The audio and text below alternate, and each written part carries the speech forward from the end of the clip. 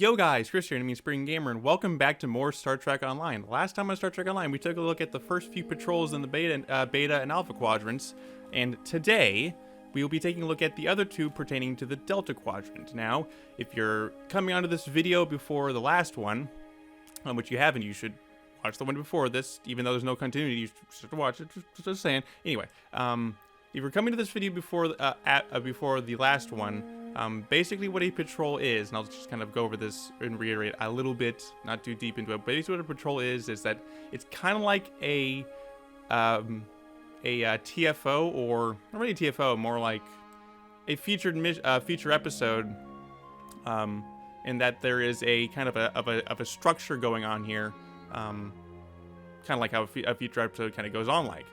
So basically, but patrols do a little differently than a feature episode does, and even including a TFO as well. But basically, is that there is a premise.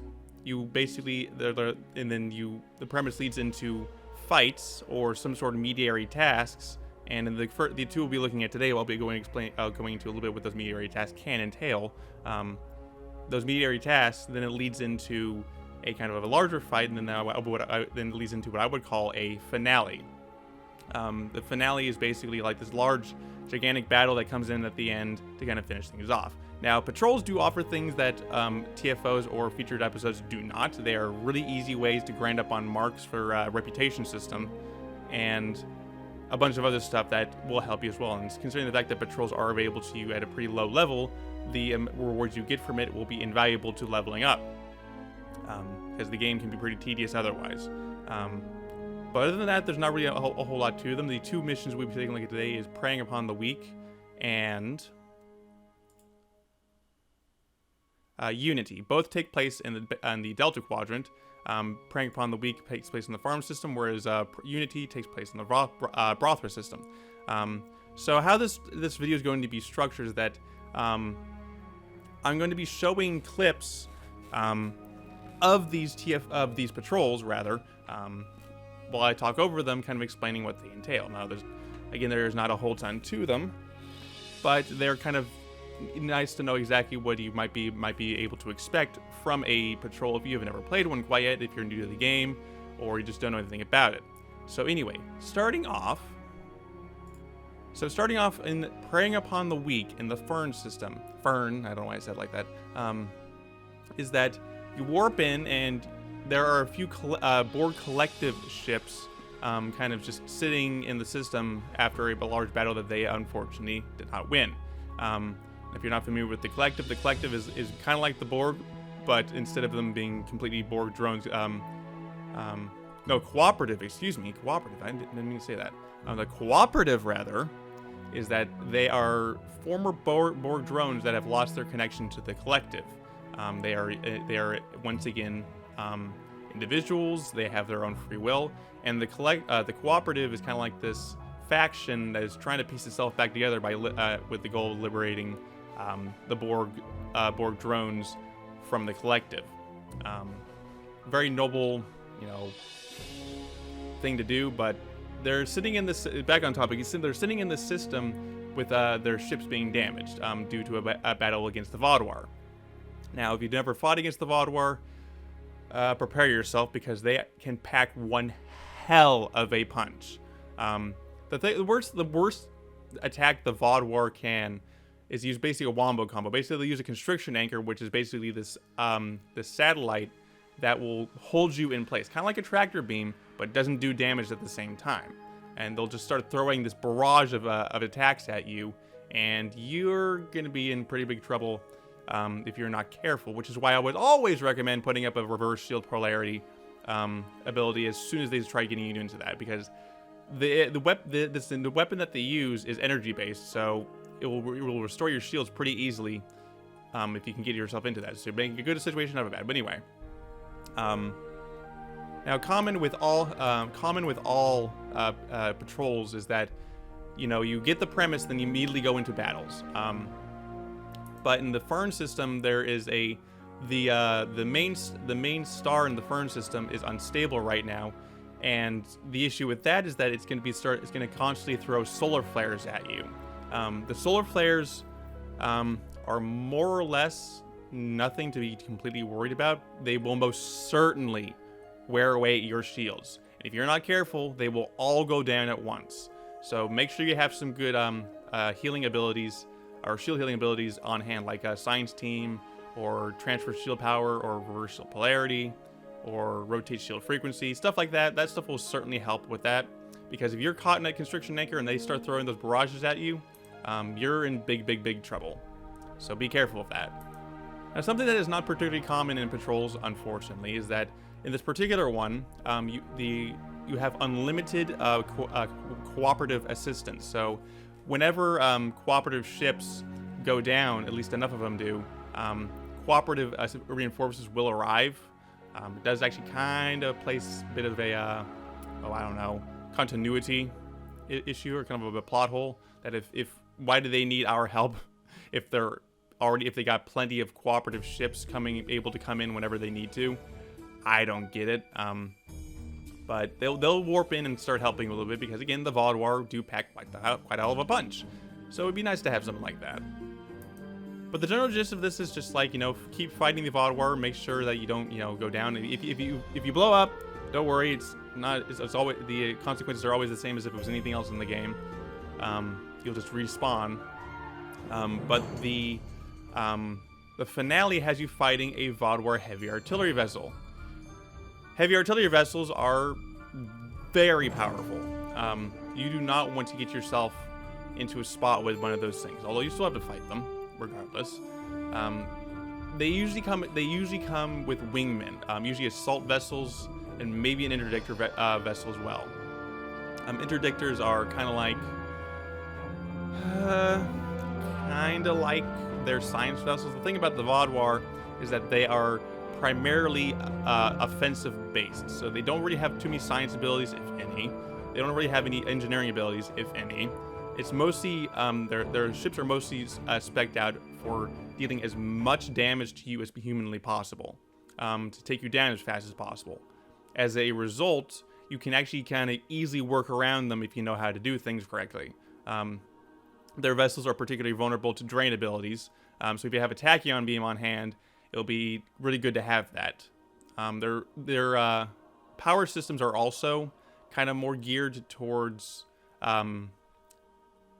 weapon power, but they do have a little more power diverted to their shields to help with defense, because they're not all about offense. They still have some defensive capabilities on their own, and they're pretty competent at it, even still. But that heavy artillery vessel is going to be kind of the thing that you want to watch out for, because they can pack quite a punch. Now, one more ship that I didn't mention a second ago is that there is the Juggernaut. The Juggernaut is the Dreadnought equivalent for the Vaadwaur. Very thick hull, but their shields are kind of weak.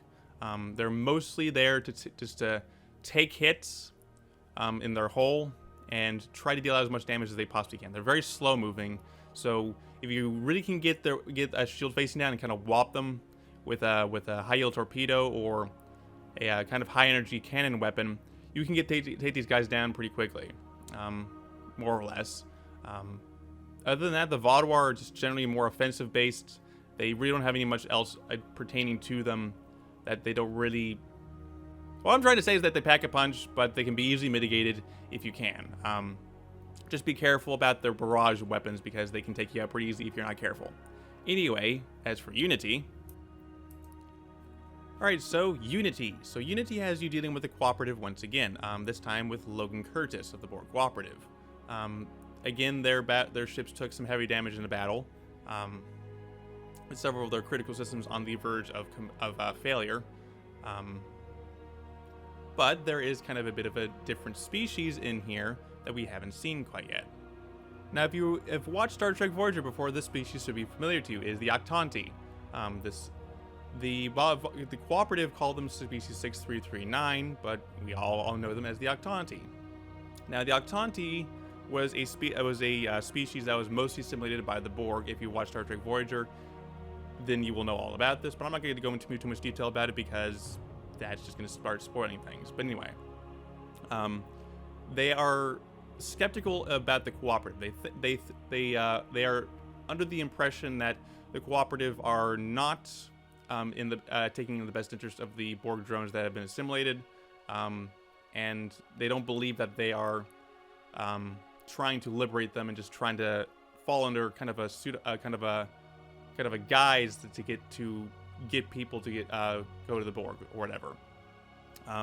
So the first part of this mission kind of has you kind of mediating kind of diplomatic talks. It's not really diplomatic talks. It's just a bunch of people arguing with each other about why they shouldn't do stuff, whatever they want.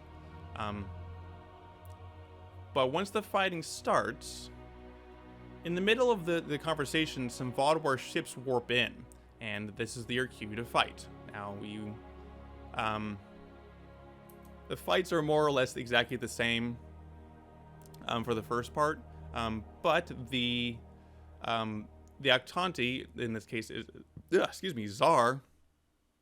Zar will take notice that the cooperative vessels are not attacking friendly targets, but rather attacking the Vaudwar. That shows to him that they are sincere and that they are willing to help. So Zar gives in, and he agrees to help us. Pretty nice touch, I know, but...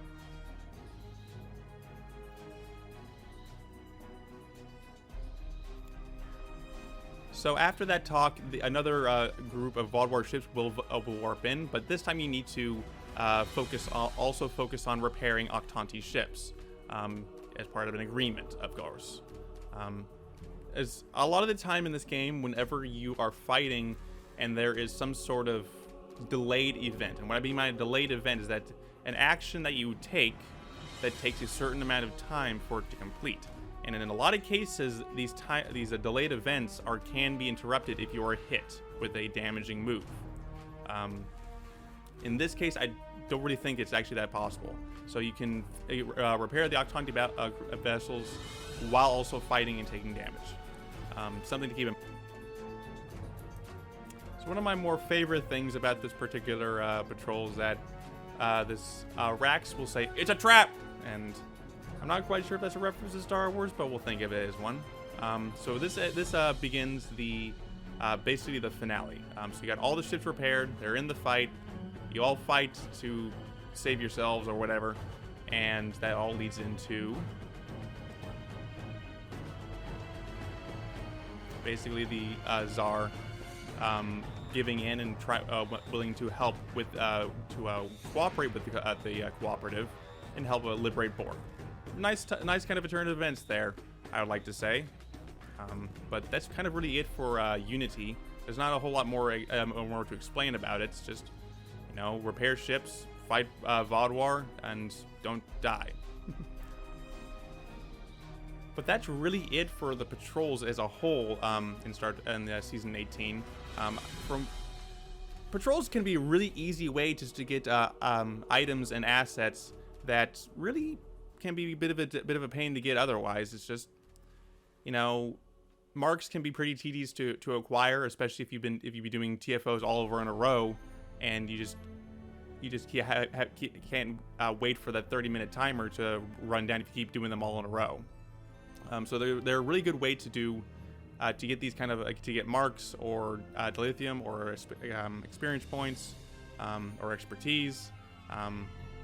It's a really good way to do it because it's just you can do them anytime. They do have a cooldown, but you can still do them anytime.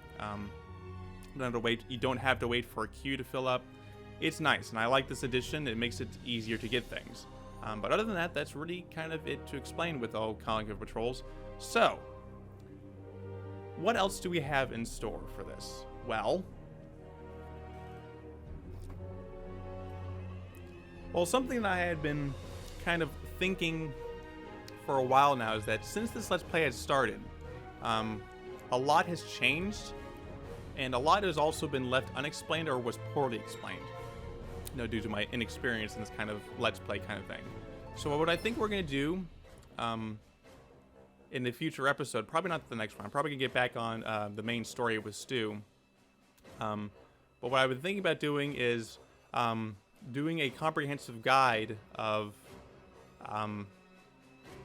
doing how weapons work, their energy types, and what you can do to optimize their damage output, or effectiveness rather. We'll do that in the future episode, probably a little later.